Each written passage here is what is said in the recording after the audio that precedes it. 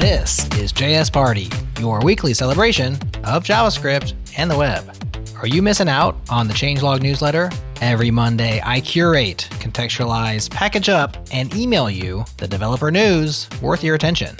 It's a totally free way to keep up with the fast pace of the software world the easy way. Sign up today at changelog.com/news. Big thanks to our partners, Fastly.com, Fly.io, and Typesense.org. Okay, hey, it's party time, y'all.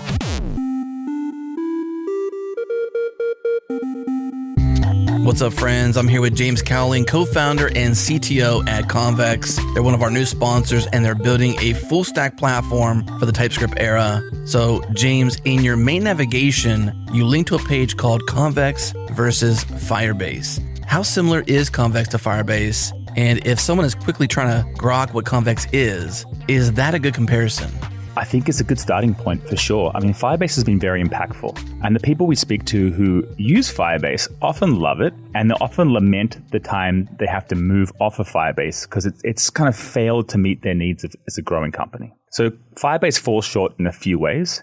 One is in terms of like a fully relational document model. One is in terms of having strong type system. One is in terms of having this full end-to-end consistency story where you write functions that run on an API server on the data that you can subscribe to. And so one thing I think we see in the Firebase style development model is that you have web applications talking directly to a database, Cloud Firestore. With Convex, what is different is you have your code talking to actual fully fledged TypeScript functions running on your data that you can subscribe to.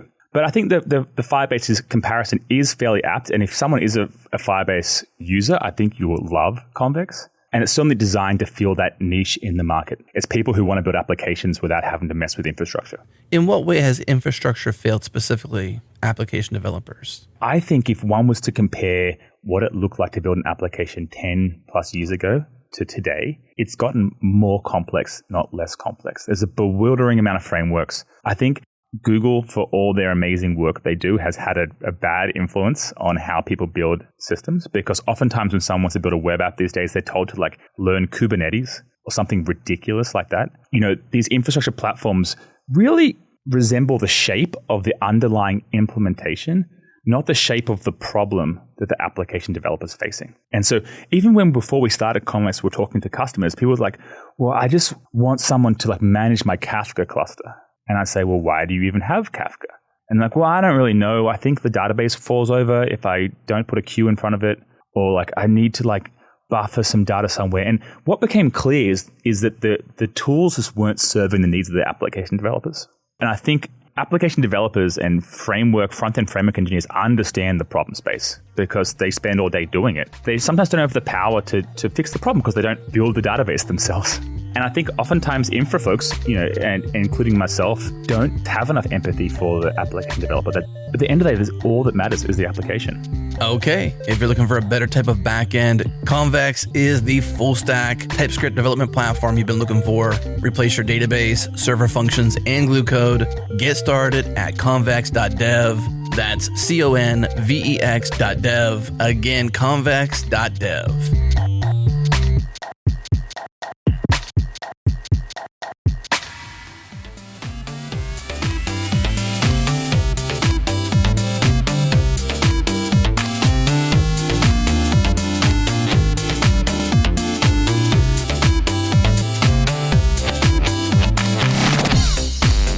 Hello, JS Party listeners. So excited about today's show. With me today is none other than Chris. Hello, Chris. Welcome. Hi. Hi. So I know it's like Chris is very monotone, but he's really excited about today's topic because it's about JavaScript security. And with us today is a very special guest, a former colleague of mine, Ron Perris. Welcome. Hello, Ron. Welcome to JS Party. Hello. Hello. Yeah, so Ron, I don't want to butcher your intro, so why don't you tell us a little bit about yourself? Oh, sure. Yeah. So I've been working on some aspect of software for the last 20 years. Most recently, I'm at Reddit, and I'm an engineer there, and I'm focusing on code security. Very cool. That's, very tight intro. I'll do the extended version, I guess. Well, yeah, I mean, I could tell you a little more about it, what got me here. I mean, if that's interesting to people. Yes, yeah, by all means. Yeah, I think it's been kind of an interesting road. I first got a job writing software. I don't want to date myself too much, but in the late 90s.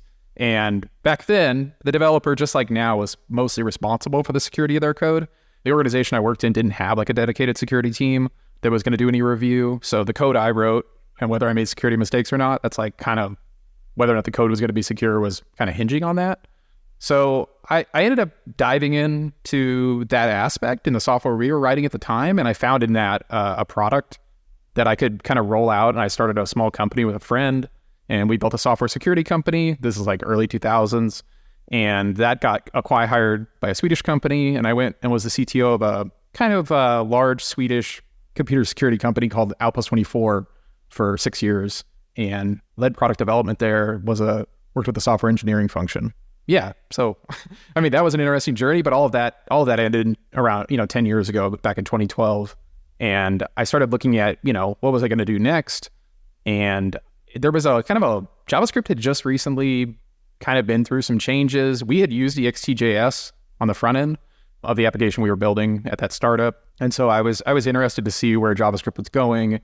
And I started writing JavaScript code primarily and started working with Node.js a lot more. And then through that work, I bumped into kind of I don't think anybody could have avoided around this time, 2015, the learn to code movement of like, hey, let's get everybody coding. I kind of ran into like that crowd of like, hey, we have code schools and code camps and code workshops on the weekend. And like my experience up to that point, having been in the industry already for like over 10 years, was that it's kind of like surfing, people knew about it and like you could do it, but like not everybody was interested. You didn't see like throngs of people on the beach just like dying to get in the water. It's just like people were, wanted to code, they learned or didn't. There were books, there was things, but I saw that like there was a huge demand suddenly. It was like everybody wanting to learn to surf. And there was a lot of people in my local area because this thing was kind of localized, these code schools were kind of like in your region. They weren't like, oh, everybody went to San Francisco, or you could even do it online at that point. And so because it was regional, I felt like, well, wouldn't it be cool to like, as a lifestyle business or something, run one of these code schools while my kids are small and, really teach a few people like software engineering from my perspective since I've been doing it for a while. So I ended up starting a code school. I ended up scaling it up a little bit to a few instructors, taught, almost 200 people how to code, helped them get jobs, and learned a ton of JavaScript in the process, learned a ton about like where all the pitfalls are and like where all the problem space is that people have with like learning how to do it correctly. And out of that, I kind of got myself into a weird space, which is like, I was one of the few people that I knew of in my social circle that had spent time thinking about like modern JavaScript and had thought about secure coding and had like thought about, how do you teach somebody? And so one of my friends tapped me from like more in the security industry tapped me and said, hey, a lot of people are writing modern JavaScript, but they don't know what the like proper patterns are for frameworks like React. They're not sure how to get it right. Would you mind sitting down and just like writing out a list of like back in 2018, like just a list of things that people should be aware of if like they're writing code in React so they don't make mistakes like cross-site scripting? And I thought maybe it was like, hey, I don't know if there's really much to write. It might just be like a really short blog article. He wanted me to do it as kind of like a full-fledged course that was going to be taught to like corporate at a corporate setting. And so I took that project on and I spent, 40 or 50 hours of research to try to figure out like, hey, what exactly is the attack surface of a React application? And like, where's the API that developers are expected to use in order to stay on the secure path? And like, where can they potentially like pull an escape hatch and kind of pop out of the intended React security model? And I think you, Momal, had mentioned you might have bumped into like one of the outcroppings of that work, which was a cheat sheet that was floating around that I helped author. Mm-hmm. Yeah, it's a hot cheat sheet that we'll link in the show notes. It's hot. Yes, I think it's hot.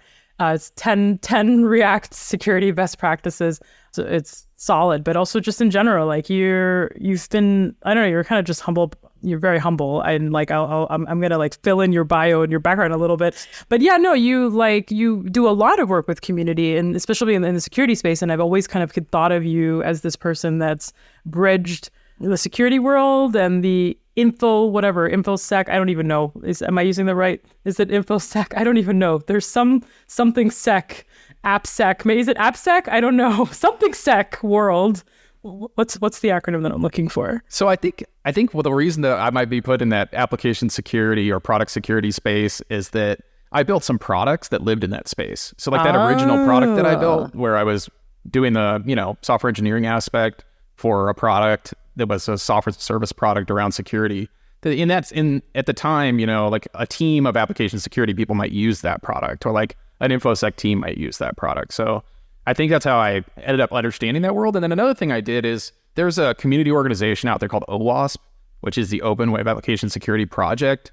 And they had local chapters, and they had this cool mantra of rough consensus and running code is how they run their organization. And they let anyone just start like independent chapters. And so I started one, I joined one in Orange County, kind of rebooted one in Orange County that wasn't running at the time. And I ended up getting pretty involved in OWASP in the sense that I ended up helping to found one of the larger OWASP computer security conferences that was happening yearly for 6 or 7 years called AppSec California.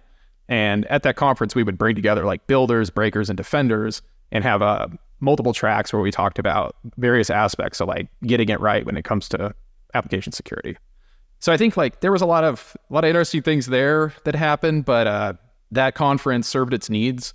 And I also, from a community aspect, I guess, I was doing something interesting. I was looking around. This is like right before I joined NPM on their security team. I was looking around at some of the libraries that I used, and I was looking at like the code of some of these common libraries, and I was noticing like not every library was like perfectly written. Some of them contain like security mistakes of kind of a new variety, which is like, what if the library has something in it where when you use it, if you don't really know how it works underneath the hood, you could potentially like add a security bug to your application.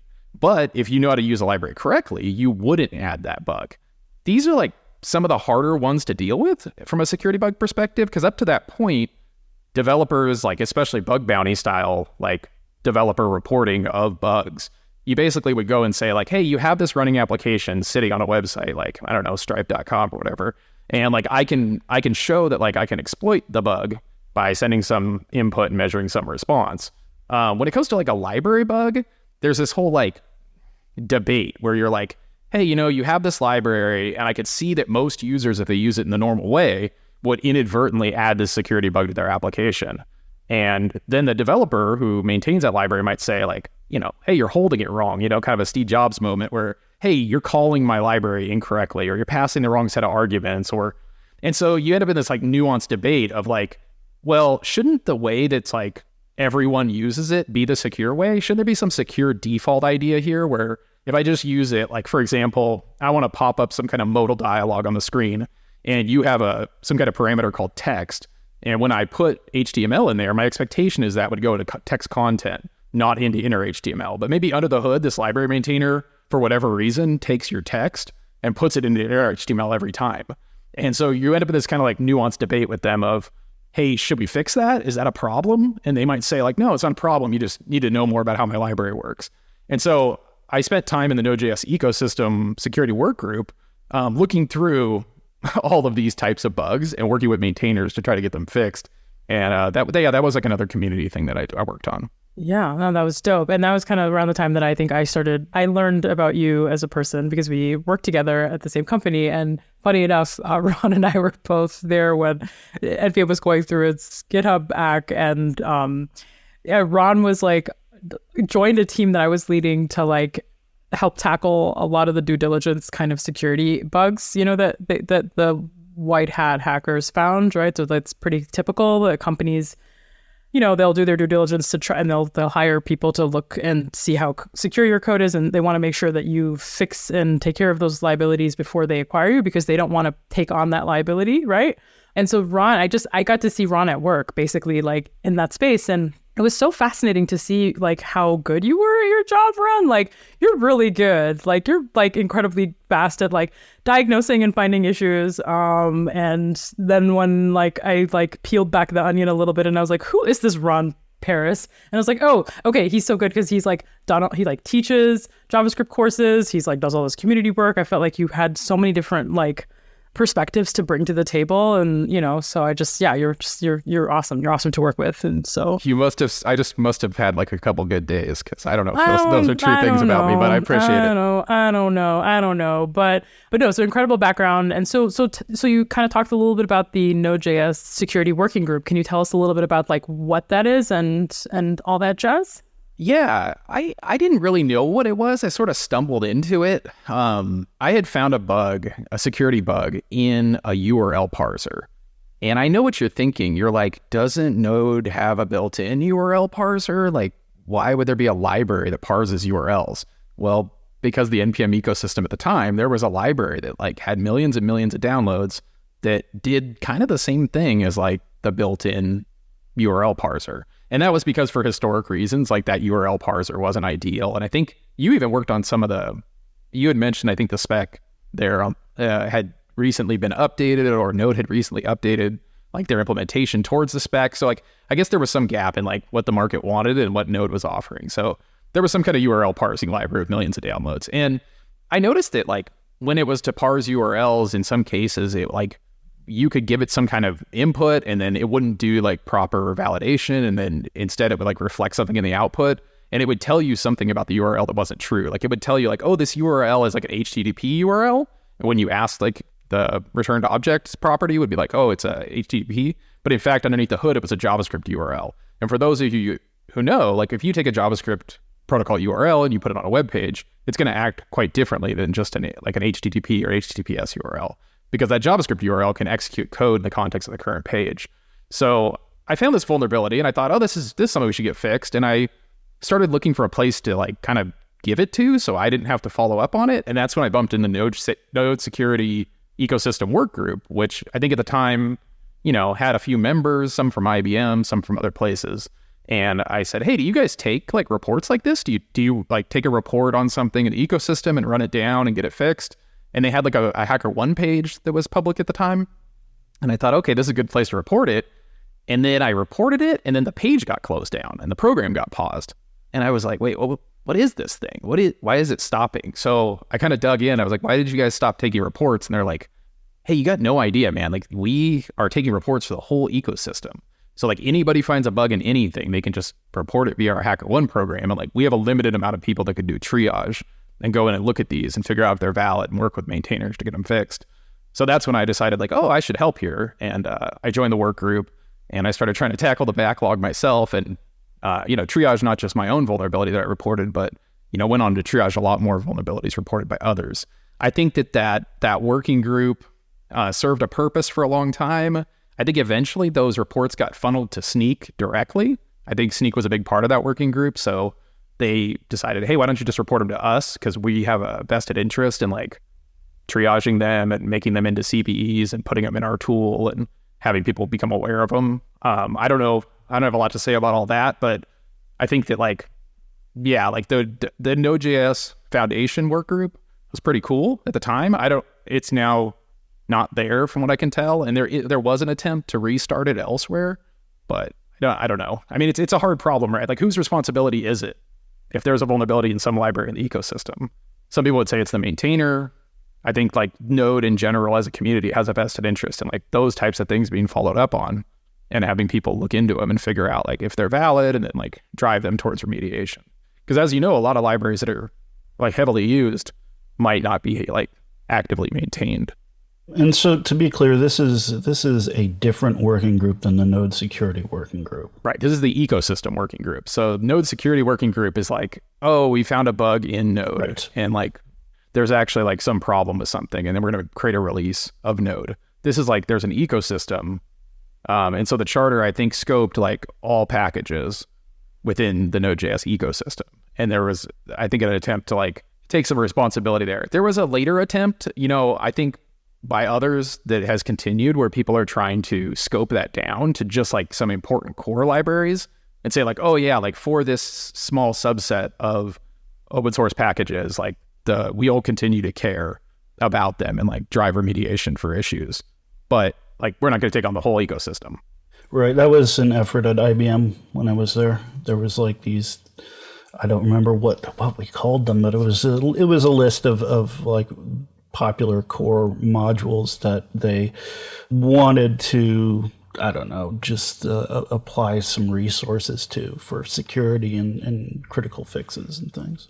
Yeah, it's like the 80-20 rule, like, protect these popular packages and, you cover a wide base of your surface. So first of all, like, Ron, that was like a lot you just shared, lots to unpack. Like, let's roll back a little bit. So first of all, whoa, I, like, in my silliness, didn't even realize that there was a difference between the Node ecosystem security working group and the Node.js, like, security working group. Like, I just assumed that those were the same thing. So thank you for clarifying that, Chris and Ron. And it's like really sad to hear that the ecosystem security working group isn't really a thing anymore, but I completely understand why. That's a massive undertask, like, to take on. I remember, like, when I was at NPM, just being so impressed by the security team, like, what a small and mighty team. And just like such few people managing to kind of protect such a huge, massive ecosystem, like all the like malware detection and all of that, like, stuff just worked. It was like very impressive in that regard. I think a lot of that was Adam Baldwin and his background, and he had a deep understanding of so many aspects of security related to the Node.js ecosystem. I joined that team in an interesting way. I was running a conference dedicated to product security, which I could talk a little bit more about later, but I was running that conference and Adam came out as a speaker and spoke on the topic of NPM security, and this was like a super hot topic at the time. And I was doing the work in the Node.js work group, and I had an interest there, but I wasn't necessarily like looking to start working somewhere like NPM. But after talking with Adam, and like he kind of explained the problem space, and there's, everything from like malware being served by the registry to the packages themselves and their security to doing some instrumentation and try to figure out, like, is there some behavioral patterns we can look at for how the packages act when they're being, installed versus how they acted last time. There was just so many interesting kind of product security / threat landscape detection, just interesting problems there that Adam seemed to really have his head wrapped around. And so I joined that team, and like you said, it was a small team, and we were very mighty though. Yeah, we had some people behind the NPM audit tool, which, however you feel about that, I think that was a lot for the team. It was a small team to write those advisories and keep them up to date and try to manage that functionality in the tool that was in front of so many developers. Yeah, it was a lot, but I think you've talked about it a few times on this podcast, but we were all really excited at NPM. We all had our little space and we were all doing really fun stuff, but I don't think any of us feel like we had enough time, to really get to do the things we wanted to do while we were there. Yeah, so I think, like you mentioned, I was on the security team, and then the acquirer said, hey, there's a list of vulns you need to fix. And then I joined your team, and that was a lot of fun to go around and try to fix some of those vulnerabilities. But I think it's interesting to see that some of your guests are now talking about problems that Adam was aware of even back then. Kind of when I joined the team, he had mentioned things like this recent, manifest confusion. Maybe it wasn't the exact same thing that Darcy's explaining, but something similar to the fact that, like, oh yeah, you're auditing one thing, but you're serving something else to the user. And some of these other problems that now you're seeing, like, tools get built for, and other companies are building around this solution space. I think very early on, it's crazy to think that, like, just a few of us were trying to tackle any of that at NPM. Yeah, no, absolutely. No, I mean, it's, I feel like that's like a show on its own, right? It's like with Adam. Yeah. with Adam. Yeah. I mean, I'm trying to get him to come on the show for a while. He's just, he's Adam. Yeah. Adam. I think he's in the Pacific Northwest somewhere, based on Twitter, like raising chickens or something. That's so cool. That's so cool. I'll have to try again. It's been a few years since I've tried.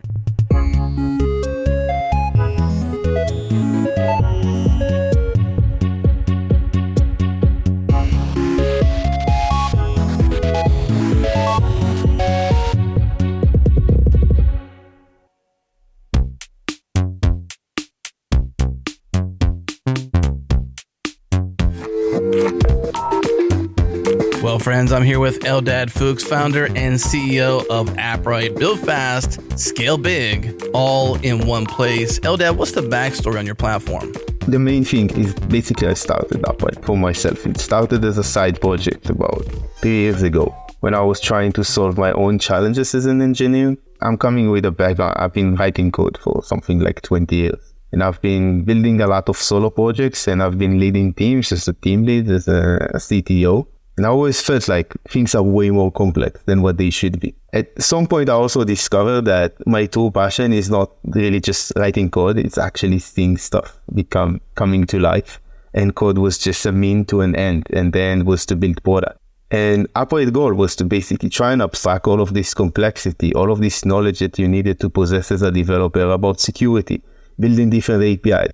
You know, for me, it took, in one of my previous companies, it took us like 6 months to build an authentication API for a massive platform with over 1 million users. And that's something that, you know, honestly, I don't ever want to do again. Not just because it was so complex, like who wants to build the same thing twice? So Upright was this like platform that I imagined that like I can just build it once and let everyone build on top of it and build my own side projects on top of it, build my own startup on top of it, which actually my previous startup was built completely on top of Upright. Yeah, and today we have major services, major products that are just all inside the same platform. Like if you need authentication, Upright has it. If you need storage management, like manage your files and manage your image transformation, Upright has you covered. If you need a database to like store and make sure that you can handle all the persistency needs of your app, you got it. You need serverless functions, you got it. And we're planning a lot of more surprises down the road and add a lot more capabilities to this. What we envision is like the cloud that is designed for developers.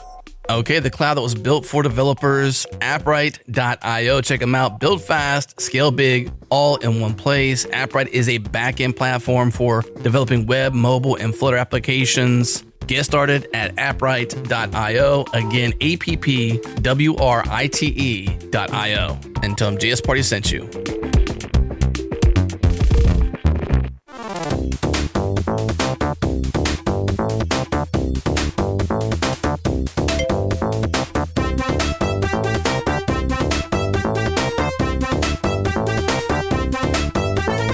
So much to get into in this show today, y'all. Like, we're gonna see like, you know, what we can cover in the next like 40-50 minutes. So what I really kind of want our listeners to kind of walk away with is just like a better understanding of like, you know, what the hell is JavaScript security, right? Like, what does securing your application even mean from a broad sense? You know, what can you use tooling wise? You know, what resources are available, etc.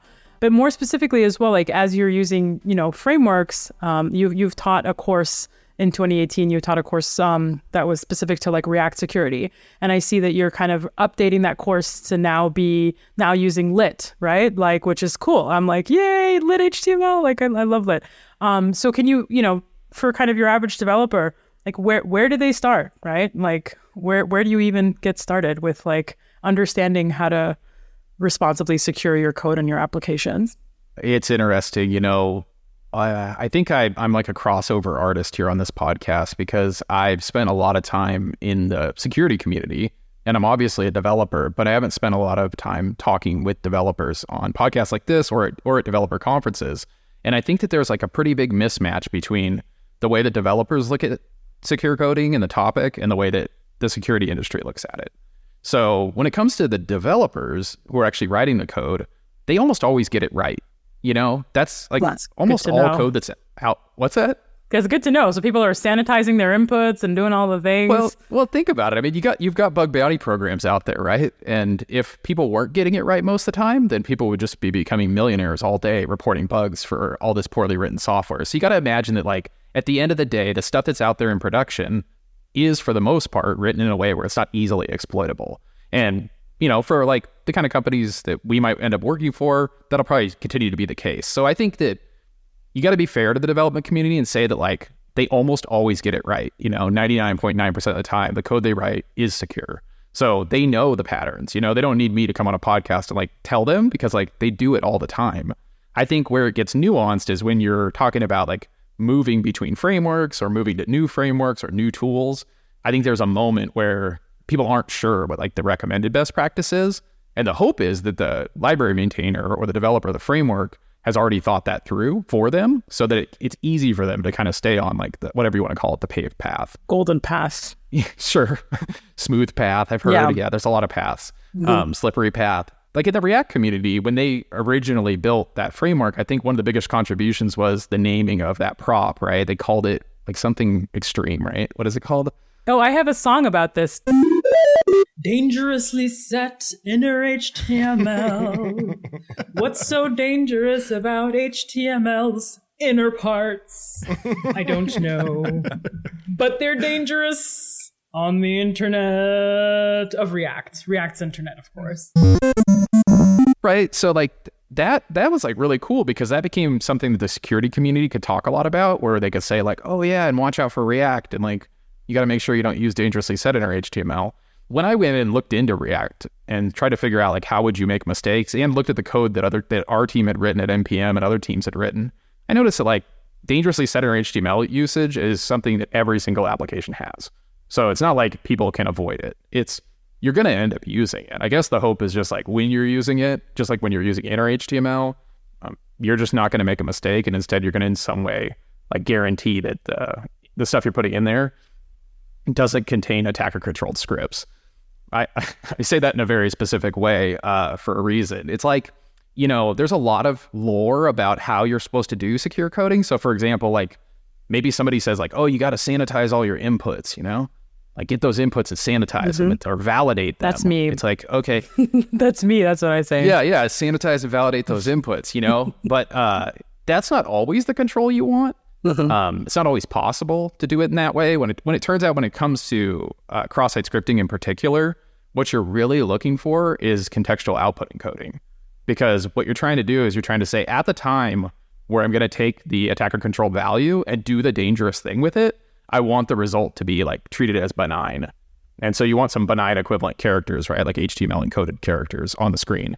That's if you're having to put it in a context where it could be treated as code.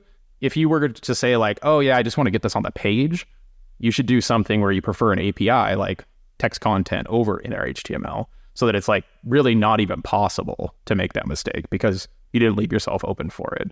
I think dangerously set inner HTML is like an equivalent of inner HTMLing something, where you're like, hey, I have this dangerous value and like, I'm going to do something dangerous now and hopefully I get it right.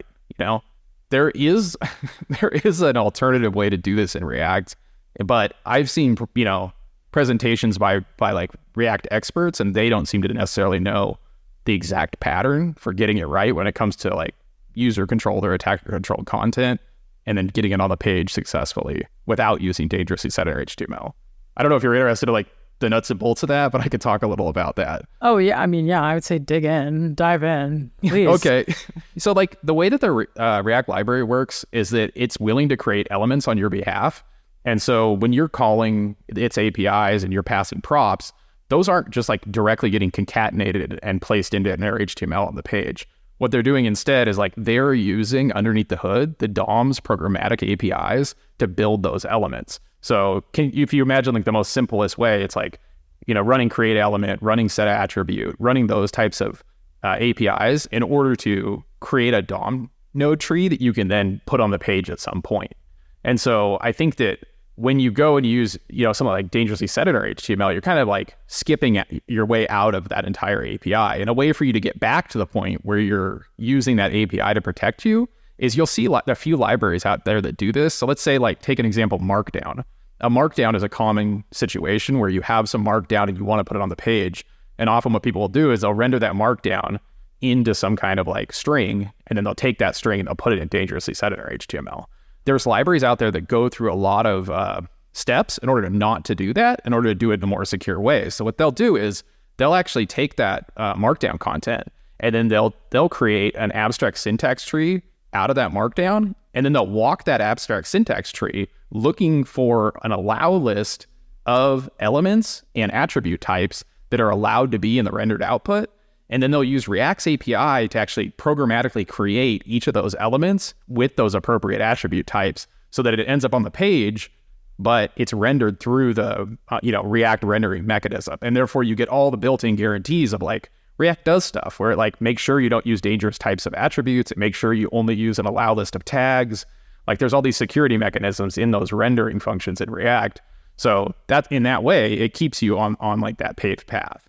I don't know that everybody knows that's happening if they use, the React APIs, but that is what's happening underneath the hood. Wow. No, that's fascinating. And I can imagine like with tools like Lit that use tag template literals and all kinds of other like string injection-y stuff. Like has that world like expanded for you? I don't know. Like is the security world? Yeah. I don't know. You tell me. Yeah. So I joined Reddit a couple of years ago, and I don't know if everybody knows. My daughter doesn't know what Reddit is, so I don't know if I figure we all do in your audience, because it's 18 years old, right? It's an old website that people used to use, and it's basically like threaded forums with comments with like up and down voting, is what you can imagine. Reddit, there's a version of it that's still online called old.reddit.com, and that's a very old application that uses Python with Jinja 2 templates, and it's doing like, something to render content and serve it. You've got that still running out there. And then you've got everything from that to like a version that's built using lit element and using all these modern features. And then in between those two versions of Reddit, you've got a version built in React. You've got a version built using React Redux, which is like for mobile viewport. So for me, like as kind of like a JavaScript front-end security person, Reddit was a really interesting opportunity because there's like so many code bases that are all front ends that are all implementing Reddit. So, and you have our native clients, obviously. So I think that like, when I look at like the attack surface and what I worry about, I look at like, hey, we got these like this old thing, right? That's using Jinja templates and like, it's kind of battle hardened and tested, maybe by our users, maybe by bug bounty, but like, it's probably pretty good.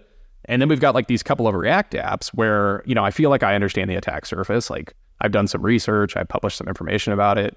And I feel comfortable looking at those code bases and recommending like, hey, here's like the secure path. More recently, we've started serving worldwide traffic through web components using Lit. So we're authoring code every day that's either written with native web components or it's written using Lit. And I can talk about kind of why we're doing both, because I think that's a little confusing. But if you're using Lit, are you okay? I guess I heard one of your podcast guests, I think, talked about this and was like, yeah, Justin Fagnani. He's like the author of Lit. And he's like, you're okay, right? Yeah, right. Well, I mean, I don't know. I didn't specifically ask him that, but I agree. Like, but I want to hear your thoughts. Sure. No, I agree. Like, I'm not an expert on Lit, so let me just like disclaim that. I'm catching up. But as I come into it with I'm not a developer in the sense that like I'm not trying to ship a web component. I'm coming at it from like, what's the attack surface that we're providing to our developers, and how many things do they have to get right in order not to make a security mistake? And so I knew that with React, I could just say like, hey, like avoid like DOM mutation through refs.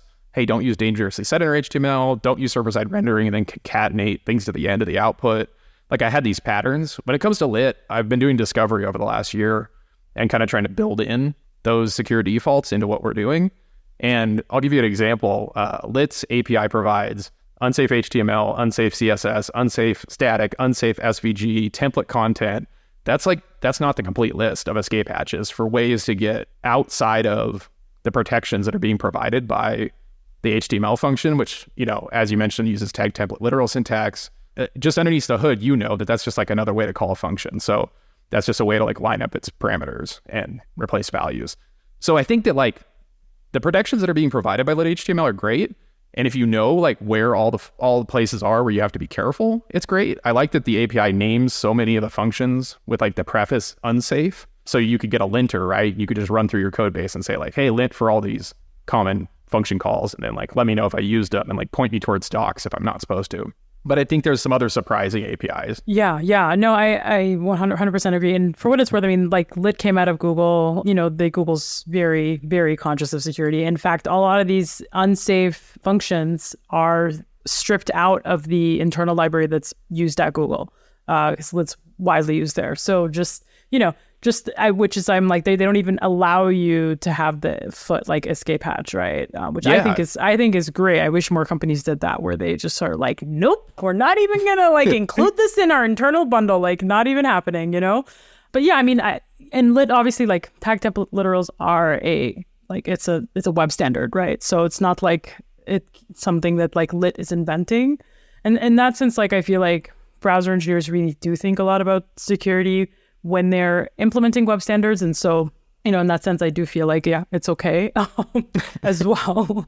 Doesn't mean like, you can't do something dangerous. It just means like, I don't know, like I feel a lot more confident using it. But I think going back to like the original assertion, which is like developers almost always get it right, then I think that developers will get it right almost always with Lit. And it's just a question of like, when you're switching from one framework to another, what are the things you got to like pay attention to? Because you are going to end up in a scenario where you're going to want to put controlled content on the page, like surprisingly often, like in the markdown case or others.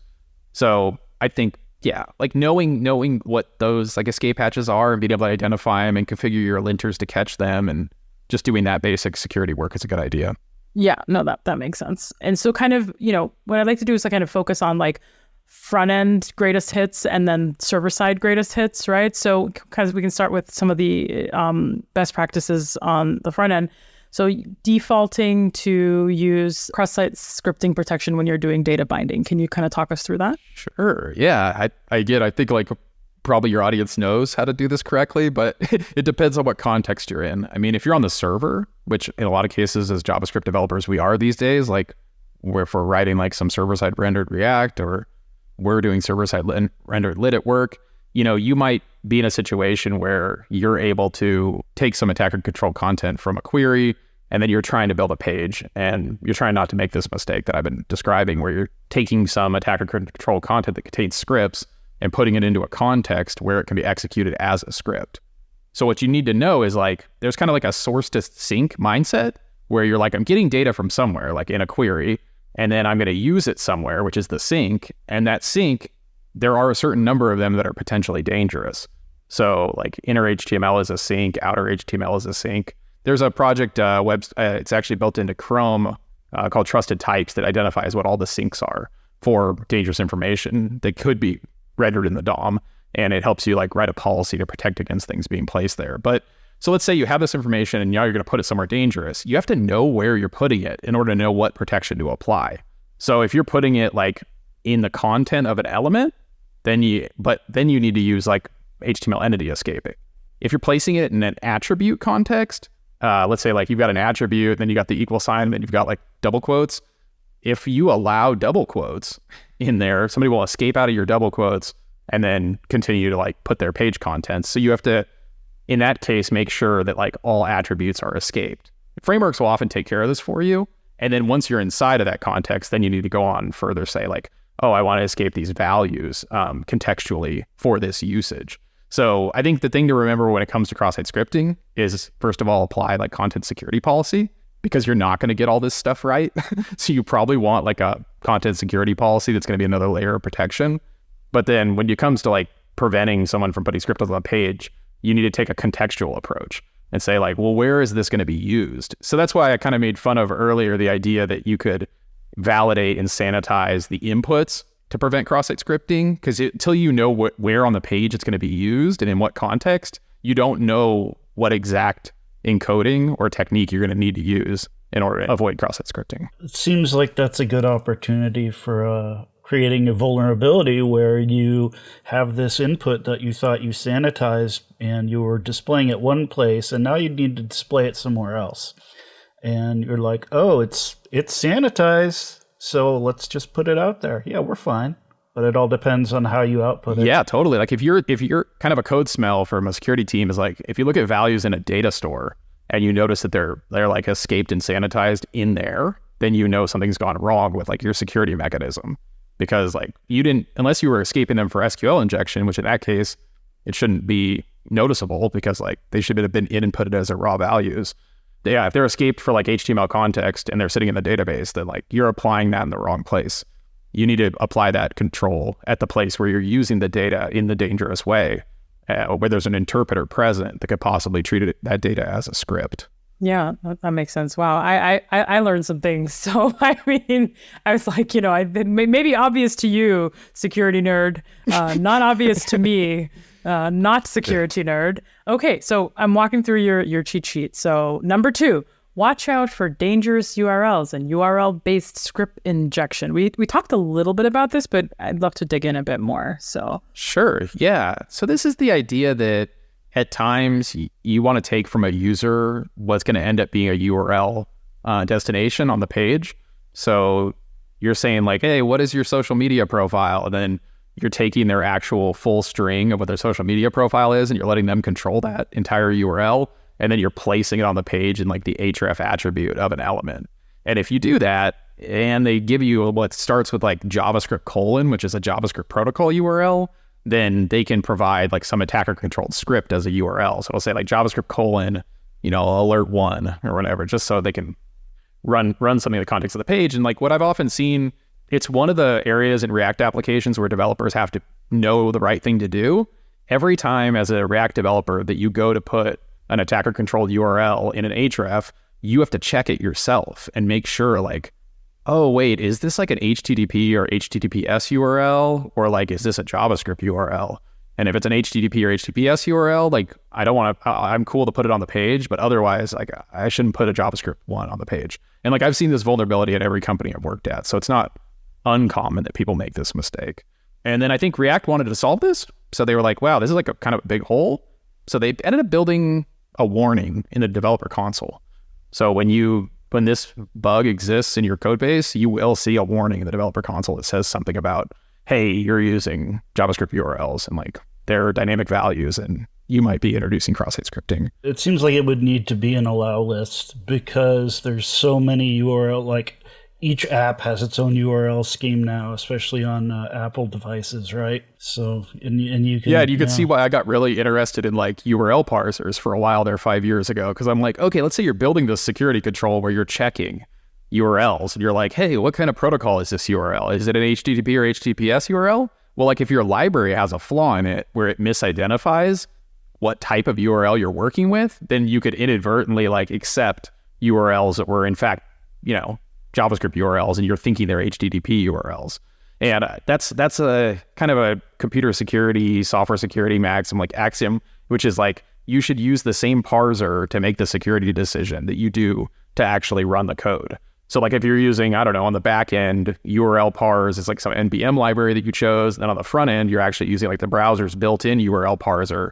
There's been research on that shows, I think it was Orange Decide's research, that like there's a difference between parsers and how they treat things. So like in that problem space, like you could easily introduce, some kind of thing that like passed the validator, passed the parser, but then when it's actually used, it gets treated in a different way. Yeah. I mean, for me, you're just highlighting one of the issues that I think I have first had when I was writing Node code. I know that rhymes. Try not to laugh. Node code. You think, JavaScript. Oh, like you think URLs work the same like they do in the front end. You think parsing is the same. There's so many little gotchas where you like it looks the same. It's like, but it's really not, and it's a little different, like the little nuances that get you. And I think like those are things that I feel like there should be a book on, like, okay, you're writing JavaScript in the server now. Here's some things you need to know. Like, here's a hat that you need to put on to like context switch appropriately. Like, this is not the browser, like fetch is not fetch, like a lot of things, Yeah. So we have a defense layer like that at work. It's an open source project. I think it just got archived, unfortunately. But like, here's another example. We can still link it if it's an archived project. Yeah, it's a really good project. It makes a lot of sense that they built it. What it is you're in this situation where you're running code on the back end and you've been provided with a URL and you're expected to use that URL to make a request. You don't want to make requests to internal resources. You only want to make requests to like an external resource. So for example, if someone's given you an image and you want to like, I don't know, grab it and like make a preview version of it or something. And so you're going to make a request from the back end, from some privileged service that's sitting in your microservice fleet.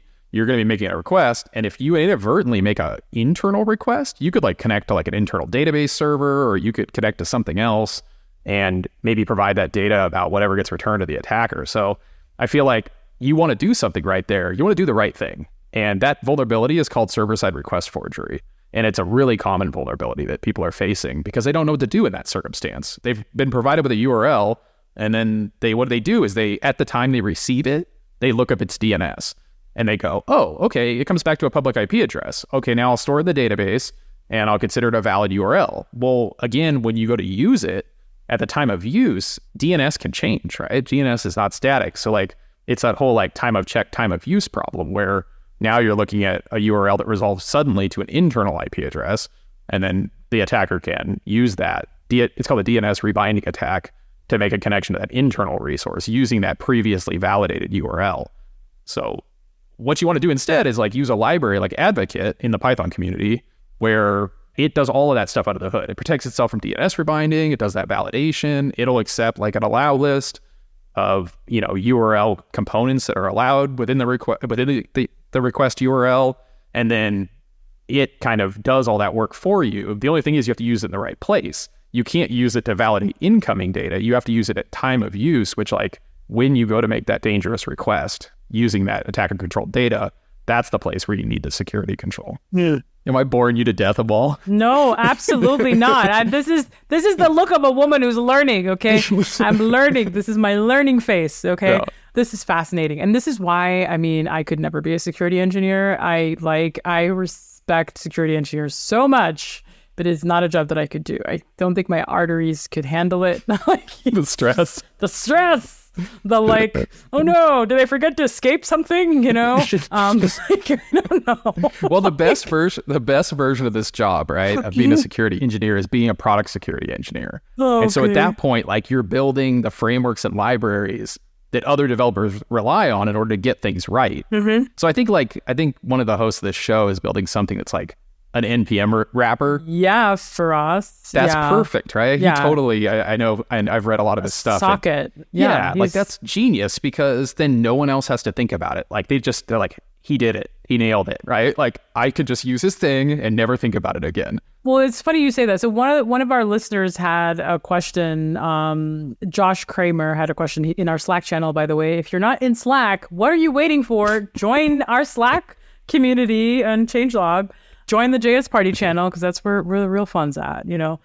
So Josh Kramer asks, quote, with the proliferation of frameworks that protect you against common issues, and in parentheses, I'm specifically thinking of client frameworks and cross-site scripting sanitation, does that reduce the responsibility of the developer to think about security or just shift that responsibility elsewhere? Right. I think it's a great question. And it kind of goes to the point that you just raised. So yeah, I think that's exactly right. I mean, what is computing if not abstraction? You know, we don't understand every detail of how things are working under the hood. I'm not sitting around thinking about the opcodes on my processor. Like I trust someone got that right.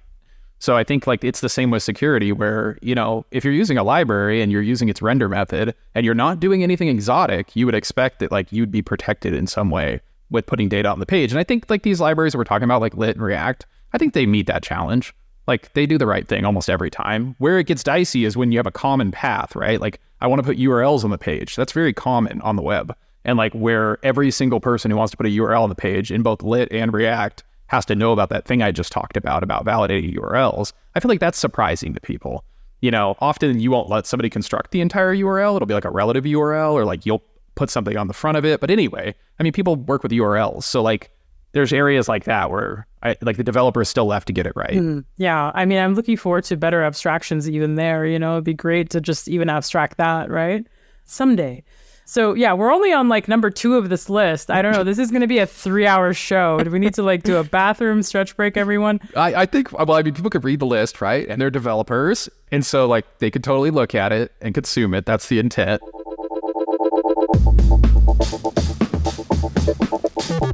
This is a changelog news break. PageFind looks pretty cool. It's a fully static search library that aims to perform well on large sites while using as little of your user's bandwidth as possible and without hosting any infrastructure. It runs after your static site generator, like Hugo, 11D, Astro, etc., and generates a static search bundle to add to your built files. It then exposes a JavaScript search API that can be used anywhere on your site. Quote, the goal of PageFind is that websites with tens of thousands of pages should be searchable by someone in their browser while consuming as little bandwidth as possible. PageFind's search index is split into chunks so that searching in the browser only ever needs to load a small subset of the search index. PageFind can run a full-text search on a 10,000 page site with a total network payload under 300 kilobytes, including the PageFind library itself. For most sites, this will be closer to 100 kilobytes. End quote. I'd love to see a comparison, link me up if you know of one, but my guess is that this could easily replace Algolia on lots of open source docs and websites. One less service to depend on. Why not, right? You just heard one of our 5 top stories from Monday's Changelog News. Subscribe to the podcast to get all of the week's top stories and pop your email address in at changelog.com/news to also receive our free companion email with even more developer news worth your attention. Once again, that's changelog.com/news. So I wanted to, you said something about how software engineers mostly get it right. But this is not how security teams look at the situation. What does that mean? Like, what's the difference? Oh, I'm going to blow your mind here, Chris. Okay. So, like, how many people on your average security team do you think write code at all at work? Are you asking me? Yeah, just like your general feeling. 0. Fair enough. I don't know which companies you've worked at, but I don't know if it's a condemnation to those companies. I mean, I think they're writing more tooling code. They're writing more scripts, and they're like, checking, and it's like internal spyware for good. That's what they're writing. Like automations, right? Security automations. Yeah, I think that's generally true. I think I guess what is a security team to you? Because I'm thinking, okay, so if I'm thinking like a security team, wait, should I light a cigarette? Do we need like? No. Like what kind of security team? I don't know. What are we talking about? No, it's a good point. It's like there's organizations within most organizations called the security organization or department. And within that, there's often people with job titles like security engineer. There might be a product security group that owns some of the features of the application. Like in a modern SaaS organization, like you might have some kind of security organization that has folks in it who are engineers, who are responsible for things like authentication and authorization. And they're building those solutions and providing them to the rest of the org. This isn't like super modern organizations where product security is taken like a foothold. I think what you're describing is like the security organization that's also doing corporate security and like talking to you about losing your laptop and those types of things. Often those folks won't be writing a lot of code. So I think that when you talk about somebody like a CISO or somebody who's the leader of a security organization, all the people that work for them at the company, and this can be various types, including software engineers, including product security engineers, including corporate people who might do something with paperwork or lost laptops. Yeah, so those folks, they don't necessarily, because they only really get involved when there's a security incident and when there's a mistake made. And that's what they focus on at their conferences are, oh, there was a breach, oh, there was data loss, oh, there was this problem. And so you end up with this lens on the developer community of, oh, the people in the developer community are making mistakes. And I just have a different mindset there. I'm like, they are not making mistakes. Almost every time they don't make a mistake. And so like, if we want to contribute, we need to build things. Like we need to take responsibility and become product security engineers or, integrate the organization and get things built or build libraries and frameworks, contribute back to them so that it's easier to do the right thing. It definitely seems there can be an adversarial relationship between security and, product development or something, right? Yeah, there's some natural tension there of, and on the security side lately, we've been saying a lot of like, oh, we want to be the team of saying yes, or we want to be like the team of enablement. But the reality is like, if you're not jumping in and like actually writing code and getting things fixed and building secure defaults, what is your role? At that point, you're an outside critic, right? You're just looking at what they did and telling them like possibly the place where they did it wrong, or maybe you're running some tooling that finds some stuff. In a lot of cases, they're false positives. Maybe you're telling them about a bunch of CVEs and their dependencies. And they're just like, whatever, So I think that like whatever. Yeah, I think it's like if you want to like make a contribution, you probably got to be working at the library framework level or building the security features into the product that your company offers. Right. That makes sense. So we've talked, you've mentioned product security a bunch. So can we just kind of maybe round out your definition and also just what your experience has been working in this space? Sure. Yeah, I think that like the line between like your traditional application security team and a product security team is blurry. Sometimes this is like some of the same engineers, but where the work is different is an application security team is trying to address the security defects in all applications. And so they're not like in the nitty gritty of each implementation detail of like exactly what library or framework was chosen or like what linters were configured or like why or why not some strategy on server-side rendering, where a product security engineer would be present for those decisions and it might be making them. So if I was on a team like embedded as a product security engineer on a front-end team that was building something with lit HTML, I would be responsible for those types of decisions, like making sure those linters get configured and making sure that the parts that are dangerous are being addressed by actually shipping PRs and writing code to make sure that like everybody else was protected. It's just like it's like being a specialist in the sense of like an accessibility expert, right? We have front-end developers that are like know all about accessibility or internationalization, or they know a lot about performance. It's just like security is really just another aspect of software quality. And so if you're a product security engineer, what you're doing is you're embedding with the teams, and then you're trying to add to that aspect of the software quality and make sure that the software that comes out of your team is more secure than it would have been if you weren't present on the team. Yeah, no, that makes a ton of sense. You're kind of there to enforce and guide and shepherd on those aspects. And I really love the analogy that you used around accessibility, internationalization, because I agree. Those are also specialties that are where there's usually an advocate on the team or within the company or whatever. So yeah, absolutely. Great analogy.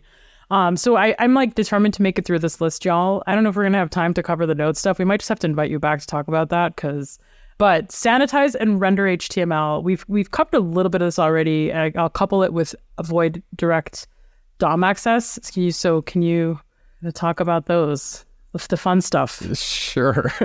Yeah, so sanitizing and rendering HTML. So you've decided that you have attacker controlled content and you have it inside of some HTML as a string, and you want to get it on the page.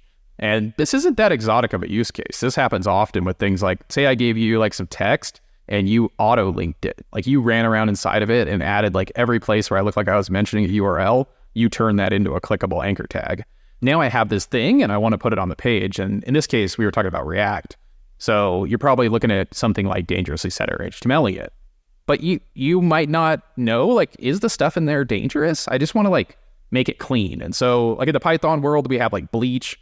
In the JavaScript world, we have something called DOM purify. So DOM purify is this like easy button of a function within a library where you just say like, oh yeah, I want to like use DOM purify, and then I just want to call it on my stuff, and whatever comes out is now going to be safe for the context I plan on placing it in, which is I'm going to place this into the page as HTML content. And so under the hood, DOM purify is doing some work, and what the implementation of DOM purify, what it's actually doing is it's creating an HTML template tag. And then it's using an allow list-based approach of known safe elements and known safe attributes that can be added to that template. And then after it gets done, taking your attacker-controlled HTML and turning it into a nice template element made out of DOM nodes, it will actually take that, and this is where the scary part is, turns it back into text, and then has you put that into the inner HTML using dangerously set inner HTML. So I don't know if you caught it there, what the problem is. So DOM purify, if you look at its track record as a security mechanism, it often has bypasses.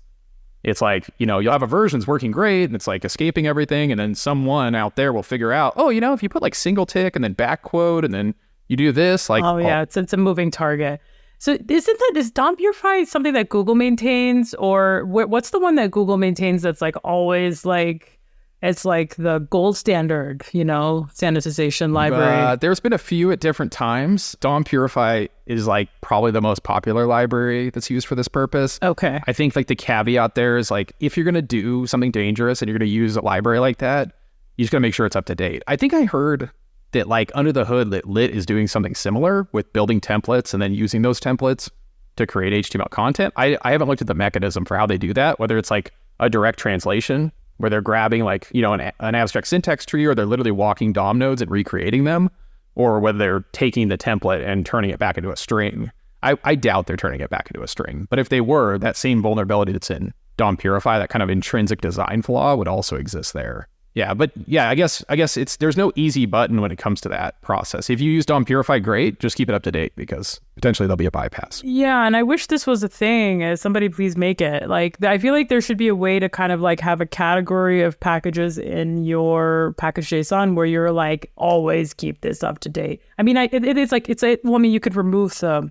Maybe you can use like the caret and whatever to like, but like even that isn't good enough, I feel like, because developers can ignore that, so maybe you just a renovate set, you can use a renovate or whatever, but how do you like force an upgrade basically, like that would be cool. Yeah, I know that some of the folks, I remember when someone at NPM on the website shipped the feature where you could see the distribution of downloads. So you can look at a project like DOM Purify and you can look at like over the last month, who's been downloading which versions. And so that there you can actually see the attack surface of that library in the wild, because you can see like, oh, look at the old versions. Those are the ones that are still potentially vulnerable. Darn it, man. Yeah, see, this is why I couldn't be a security engineer. It's like, just, I always feel like I'm on... It's all depressing, right? Yeah, and I'm, easily depressed, I guess. I don't know. Like I've like just like, well, just my mojo is just like, oh, I think the way that you sell the DOM Purify solution is like, you don't say all the stuff I just said. You don't say the thing about it. You just say like, use DOM Purify, and that's like the end of the sentence. Yeah, and just jazz hands. That's the funner way to do it. Like, hey, I got this great way to do it. I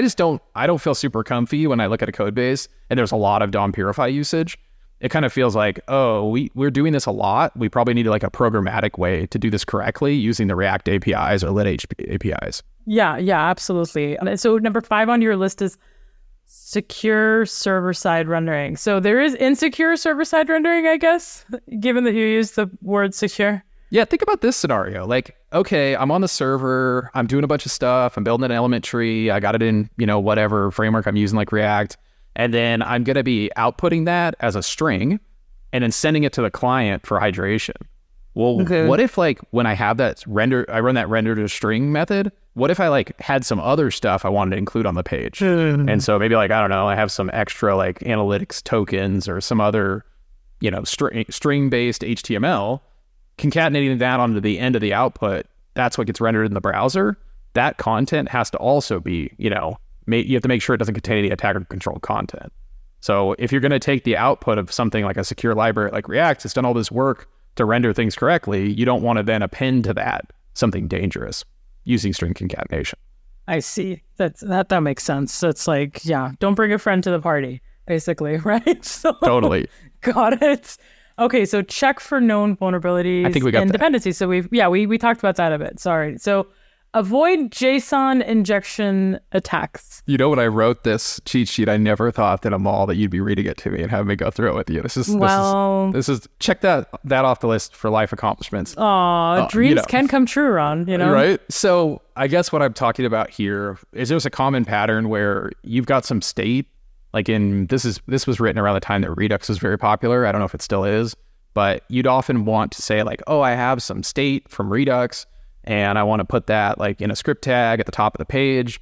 And then when React loads, it's going to like have that stuff in context. So it can just grab the initial Redux content and then it can, get our state up and running. Well, often what's in that state is like cached values from previous application state. And so if you take attacker controlled content from previous application state and you concatenate it into a web page, it can escape out of whatever context it's in. So like if it's in a JSON context, it could just use like quotes to get back into HTML page context and introduce scripts to the page. So what you want to do instead is you want to run a serializer over your JSON. And make sure that like all the values inside your JSON are textually escaped for the JSON context, and they don't have any characters in there that can be used to escape out of that context. Wow. See, I would have thought that would be redundant. I would be like, why would I need to serialize JSON? It's already serialized. But it's like, no. Like, the values themselves, right? It's about where you're putting it, right? So if you have a block of JSON as just the text that defines a JSON object, and you're planning to put that in an HTML tag as part of a document that you're planning to send to the browser, that's really the problem, because the browser doesn't know what you're up to. It just knows like, hey, you're sending me some text, and in that text, it looks like you defined an HTML tag, then you started talking about a JSON object, and then all of a sudden you escaped out of the JSON object and you started just writing regular old JavaScript. And you know how browsers are. They don't like error and throw up a web page that says like, oh, can't render. It just tries to do the right thing. So it's like, I think I know what you want me to do. You want me to like read the cookie and send it to the attacker controlled domain or something, which is like, what? It just goes ahead and does that, You're right. Oh gosh. All right. So, and then we use non-vulnerable versions of React. We talked about this already. Just keep your packages up to date, people. Like, just try to keep things moving. I know it's really, really hard in the JavaScript ecosystem because there's this little gnarly thing called, peer dependencies. And the peer dependency matrix is like living hell on earth, and it's like kind of getting worse. And, you see a lot of like this TypeScript kerfuffle going on where people are just like, TypeScript, I'm throwing you out, I think that's like some fatigue around having to maintain and keep this matrix in check, right? So keep your stuff up to date. And this one's really important. Number 9, use linter configurations, And so this is like a super low-hanging fruit. And can you tell us a little bit about that? Sure. Yeah. I think that like there's great ESLint libraries for React. And within like those basic ESLint libraries for React, there are rules that like help you avoid some of the mistakes we've been talking about, or at least flag it so that you can pay proper attention to it. And I think the same is becoming true with lit. So if you're using that, I'm sure so just go out there and try to find your framework relevant linter package and then look through the rules. Like some of them have a security related context. Nice. Yeah, that's awesome. And the one that you point out is ESLint has a React security config. That's one example. And so how much of that is a moving target, Ron, where like you need to keep that updated? Like, I'm curious, like, is it fairly static in the linting world, or is it also a moving target where you really want to make sure that's always up to date? Yeah, I think once you have a set of rules that you're happy with, then you're good to go. What I've noticed is like when you work at a commercial company like I do, and we have reports coming in through Bug Bounty, like that's one of the first things we look for is like, oh, we made this mistake here in the code base. I bet it has like friends that are written in a similar way. Let's try to find a linter rule that meets this need, and then maybe we can apply that linter rule to all projects and catch like all instances of this going forward. It's a version of like just-in-time developer training as well, where like developers might not even be aware that some pattern they're using in code could potentially lead to a security defect or bug. And so, yeah, like just helping them get those linters turned on when you do find a bug. So that makes sense. Yeah, and you just brought up an important topic about reporting, which we're going to get into in just a second. So, and the last thing was, this is obvious. We talked about this a bunch already, but it was number 10, avoid dangerous library code, things like inner HTML and all these other unsafe kind of properties. Like, just find a more programmatic way to do them. Like, I loved your suggestion earlier of like, you know, if you're really doing this a lot and you have a need for this, like have an API return text to you or whatever it is, right? Like, handle this in a more secure handshake. I really loved. So we got through your cheat sheet. Yay. Yeah. 70 minutes later, one of our listeners had a really great question, which relates to something that you just said. His name is Thomas Eckhart, and he posted this in Slack. So I'm going to read it verbatim. For applications, I've wondered before if there are people you can hire to evaluate your running application for common flaws. I try to be careful about dependencies. I read up on CEVs. I feel like the greatest threat to security of my application is me. And I +1 on that for Thomas. Like, I would agree. And so can you hire people to just like poke holes in your code and give you a report? ? For sure. Yeah. I mean, there's a lot of tools in this space, commercial tools and open source tools, where I think the categories that you might think about here are like static analysis tools. So tools that look at the code as it was written and try to like discern whether or not there's a security mistake. Linters would be the most lightweight version of this, but there's full-on static analysis suites that will take your application and do source to sink analysis and try to figure out if you have vulnerabilities. They generate a lot of false positives, and they're often run by security consultants, the commercial ones especially, because they just have a high signal to noise. It's high on the noise, low on the signal. So developers don't often want to be the audience who runs those. But yeah, there's static analysis tools. There's something called dynamic analysis, which like I think Bug Bounty is the most common version of that. You've got somebody who's like looking at your running application and trying to poke at it and say like, oh, if I like give this input, I get this response kind of thing. There's also automated versions of that. Like OWASP Zap is an automated DAS tool that you could run against your running application. It'll tell you if you have vulnerabilities. Again, you're going to get a lot of false positives, but if you're interested, definitely worth running. Of course, you could hire consultants to do this type of work if you have money, and companies hire employees to do this type of work. It's a whole function called red teaming within companies. There's offensive security engineers that get hired, and they spend their days looking at applications from like either like totally unknown to them applications where they don't have any special knowledge, or they'll know the application well, and then they'll still try to do an exercise where they attempt to compromise the security of the application. Yeah, that makes sense. Yeah, I would say like, you know, if you're talking to your manager or your tech lead or you are a manager or tech lead or whatever, if you're in a position to advocate for this kind of thing, I would say totally worth it to have like a real person come and poke holes at your code. But on the other side, I would say it's also really worth it to get an accessibility audit done, right? So those are the two things I feel like are really like worth it for teams, especially once you have some traction for your app and it's being used by people in the wild. Like, yeah, get an accessibility audit. Is, you know, even if your linter says you're perfect, like it never hurts to get feedback from someone, because with the accessibility auditors actually use people who are like who themselves use screen readers, right? And so that's like, you can't really replicate that with a linter. And then same thing for security. Like if you can get a person like to look at your code, like highly recommend it. And so we'll kind of like close off with this really important existential question, Ron, which is like, why are people not like taught about this, right? So like, as in, I feel like it's such an important thing, but like no one teaches developers on average, like how to like secure their code or whatever. And I know you've made us all feel good about ourselves by saying like we get it right more often than we get it wrong.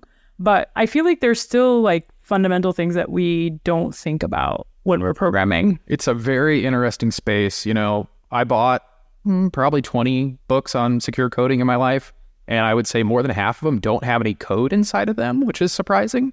So the folks who have been in this industry historically aren't necessarily like code level in their recommendations, surprisingly, for secure coding. So I think that like as the developer community becomes more aware of this problem space and wants to build more stuff in, like they have been to React and Lit and other frameworks, I think that like those security decisions and those secure coding patterns are going to be left to those folks who decide that this is a specialization they're interested in, and then they'll be building it in so that the rest of us benefit. I don't believe in a future where every developer figures all of this stuff I've been talking about like out and then applies it every day while they're at work, because that's just unrealistic. You can hear from me trying to talk about it. It's so nuanced, and like every case has caveats. So I think it's just an engineering like focus, and I think that they just haven't taught it historically because it hasn't been valued in the marketplace. Yeah, no, that makes sense. And I guess, that's a great answer. And it really is nuanced. And it's a moving target.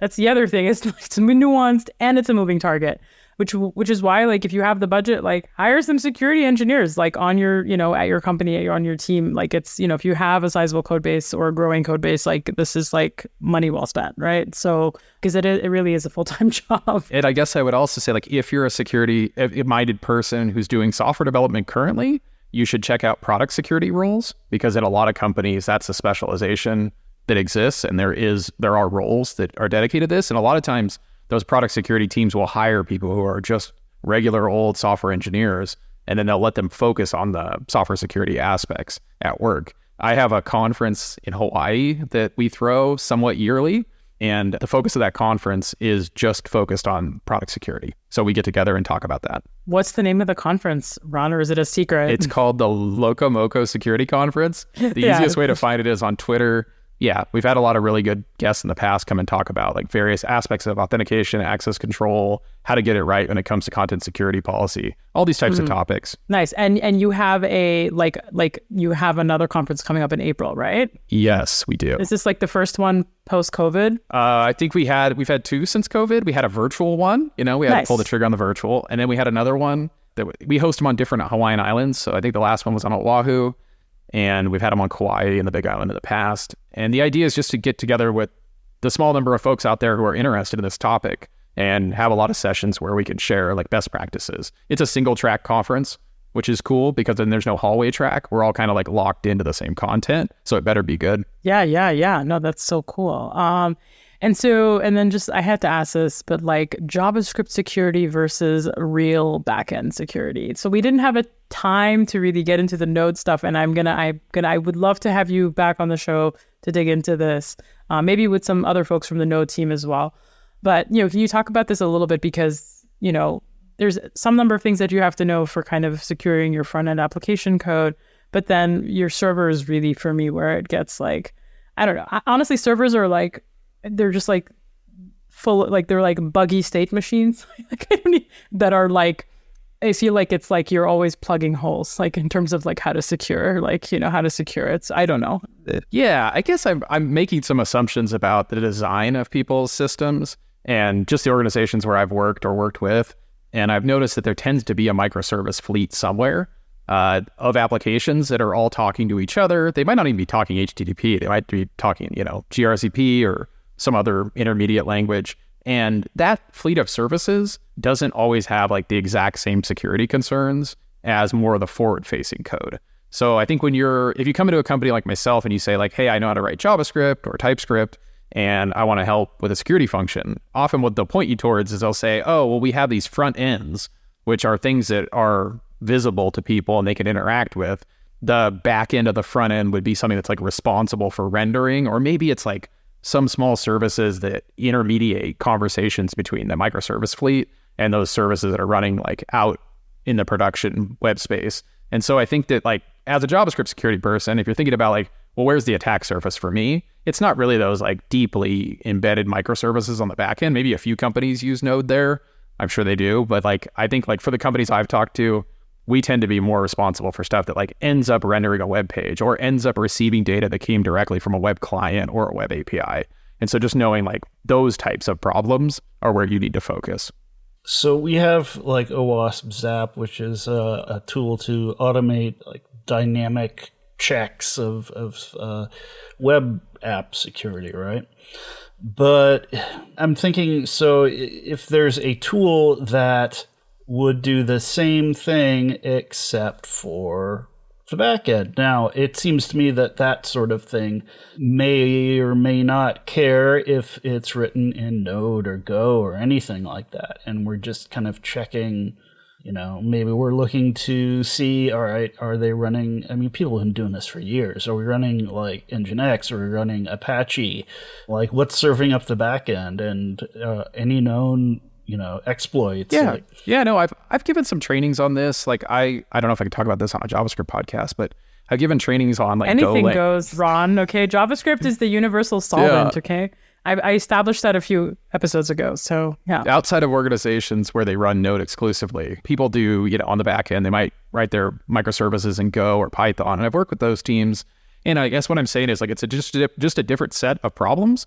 Like you might be worried about things like, oh, I have like, I don't know, command injection vulnerabilities, or like I have data store injection vulnerabilities in SQL or whatever the data store layer is, MongoDB injection.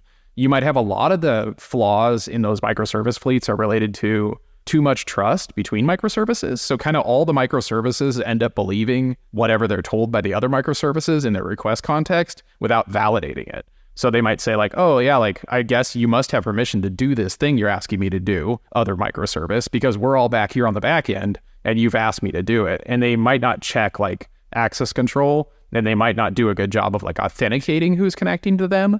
So a lot of the vulnerabilities on the back end are around like authentication, access control, injection of data stores. And then you have another whole problem space of business logic flaws, which is like, should this microservice or whatever even do the thing it's being asked to do? And sometimes it doesn't have all the context to know if it's supposed to be doing what it's being asked to do. So you have a bunch of logical checks inside of there. And that's when you get into conversations about, oh, you should have some kind of generalized access control, authentication, and authorization framework. Every single microservice shouldn't be responsible for like rolling their own version of access control and being like, if you're like this and if you're like that, then you could do this. It should be done in some centralized service where they could say, hey, according to policy, I was just asked to do this, and I'm this type of thing. Should I be doing this? And then they can find out from some centralized place where there's a policy, whether or not that particular thing is allowed by policy. Yeah. But yeah, not often like written in JavaScript, often written in other programming languages. Yeah, no, that makes sense. And thank you for sharing that insight. We didn't have time to get into all the server side stuff, and like I said, if Ron will agree to come back. The back end of the front end. We'll talk about Node. Yeah, the back end of the front end, yes. Because remember, like someone actually, Gleb Bahmatov, who's like one of my favorite people on earth, said like, oh, you know, Mel, like you really want to learn to get into security? He's like, just curl GitHub and just look at all the headers. Yeah. And like go understand what each of those is doing, and you'll come back with a better understanding of what the hell like is security. And I that was like almost a decade ago. I don't even remember when he told me that, but it was like it was so enlightening to me because I learned about that cool content, that security policy that's like, you know what I'm talking about, right? Where it's like, you can only run code from these origins, or you can only run code from the same origin, which I thought was like such an easy thing to like. You might be thinking of like content security policy. Yes, it is. Which it's a monster of a header at this point. I think we're on content security policy version 3. There's a whole bunch of really cool stuff you could do in there, and you can get really nuanced about like what's allowed to run on the page, where can it come from? Well, exactly. Yeah. Content security policies. Yeah. I think GitHub has a really good content security policy. The folks who wrote it did a really good job. And it starts with kind of like a deny by default approach, where it's like, by default, you can't do anything. And then let me tell you what you can do. Content security policies in the real world don't typically end up that way. They kind of end up like, hey, let's write a policy that kind of outlines everything we're already doing. Like you're allowed to embed from YouTube, and you can do this from Vimeo, and you can do this from this place. And those ones are a little more leaky and easy to bypass. But yeah, if you can build a strong content security policy that explains like all of our scripts come from this page, none of them come from the page contents itself. They all come from this external domain that we've defined. And so don't execute anything on the page that you end up finding unless it follows this policy. Yeah, I think I quickly mentioned that earlier, that like content security policy is something you want as a defense in depth layer, because you're not always going to get it right when it comes to escaping. So yeah, with that said, Ron, I mean, so where can people connect with you? Where can people learn about your courses and like all the things and just, I'm just Ron Perris, RonPerris on Twitter. You can find me there and talk to me. My conference, you can come there and meet me in person and we can hang out in Hawaii. Sure. Yeah. And are your classes, I know you had some courses, are those still on the interwebs? I could probably dig up some links, but I think my focus has mostly been on, at Reddit and trying to secure those 5 front ends. Yes. That's true. Oh yeah. On all those 5 front ends, right. which means that, it's signal to like let you get back to work. So it's been an absolute pleasure having you on the show today. You really took us to school, and we'll put lots of links in the show notes, everyone. It's been just been so fun, so educational. We'll have you back to talk about the front end of the back end. And did I say that right? Either way. Back end of the front end. It depends on what layer you're using. Some people Node is their only back end, and a lot of people it's the middle. Sure. Depends. It does. So we'll invite you back to talk about that. And so with that said, have an amazing everything. We have a really great show next week, so stay tuned for that as well. And with that said, have a great day, everybody. Cheers!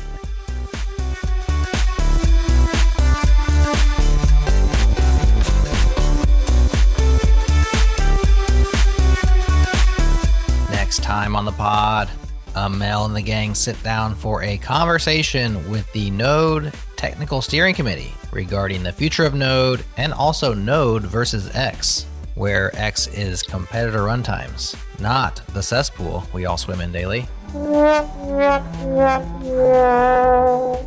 Technically, that's next up, unless you're a Changelog++ member. Next up for plus people is a bonus segment right after this outro. Changelog++.